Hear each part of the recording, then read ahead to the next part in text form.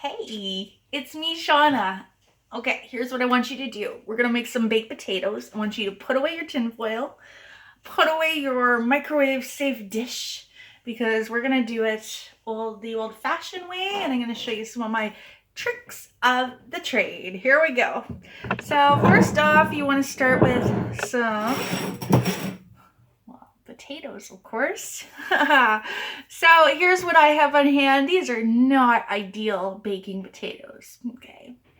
These are new potatoes, but that's what I have on hand. So that's what we're going to use. So ideally, if you're going out shopping specifically for baked potatoes, you want to get russet potatoes. Those big, those big, nice looking long potatoes. And then wash them up. So once you have all your potatoes washed up, and I'm doing 12. Again, these aren't even the right size for baked potatoes, but that's okay. I'm like craving the recipe I'm about to make, which is fully loaded baked potatoes. So we're gonna make do. So here's what I'm using, you guys. This is our half sheet pan. So if you'll notice my oven, my stove top, this takes up pretty much the whole stove top. It is a large pan. And then this guy, I should have showed you this first, whoopsies. So, and then this guy is our new for fall baking rack. Okay, our baking rack has a couple options here. You can do something like that so that the drippings can actually fall through onto whatever you're making below it. Or just like I'm doing today, I'm going to be baking right on that. So what that's actually doing is the air is going to be then flowing around your potatoes. So here's the next step. Are you ready? We're going to take a fork and we're going to poke it twice on all 4 sides. Oh gosh, there's nothing fancy about this job here. So we're going to do that to all of our potatoes. And then I'm going to give you a recipe on what to do next. Yeah, that's right, a recipe.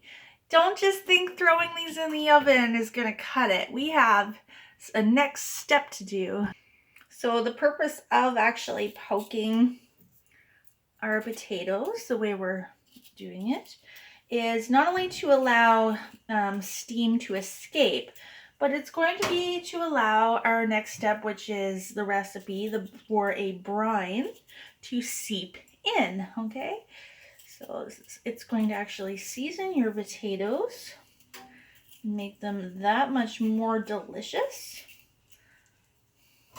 And this is how we make it.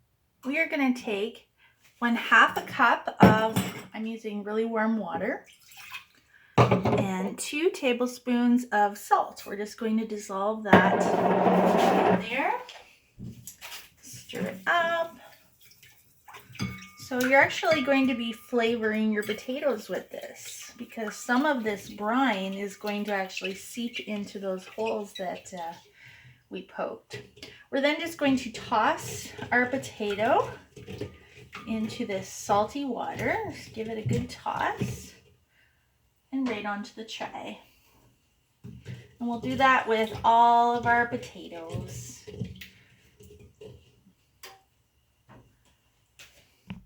Then we're going to put them straight into the oven, middle rack, our preheated oven of 450 degrees. Well, these are really small, so we're going to go half an hour and test them. But if they were like full-size baking potatoes, you're going to go 45 minutes to 1 hour. How do you know when they're done? You're going to take your meat thermometer, that's right, more than just for meat, and you're going to poke it into your potato. You're looking for a temperature of 205 degrees, you guys. 205 is going to give you a perfect baked potato. Half an hour has went and gone, so I'm just going to take my meat thermometer, stick it in my biggest of my potatoes. Let's see where we're at here. We're at 162 degrees. Let's try a small one. 163.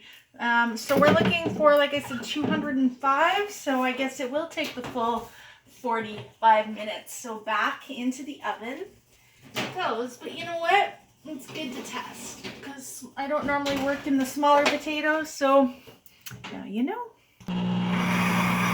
Alright. So it did take us close to an hour for us to get to the 205. But now that they're out, we're going to do our next step. Take a little bit of vegetable oil, and we're just going to coat the skins of our potatoes. And then once they're all coated, we're going to pop them back in the oven for another 10 minutes. Immediately after you've taken them out of the oven, you want to score an X in them, which will allow the steam to escape right away. You don't want to let that steam stay in there. Otherwise, you're going to get tough, leathery potatoes.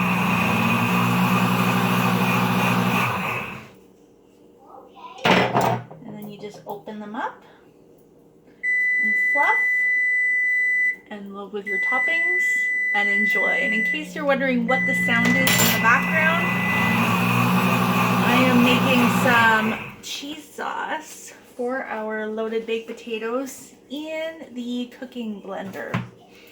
Yummy. All right, you guys, we're gonna see you soon. Bye for now, till we cook again.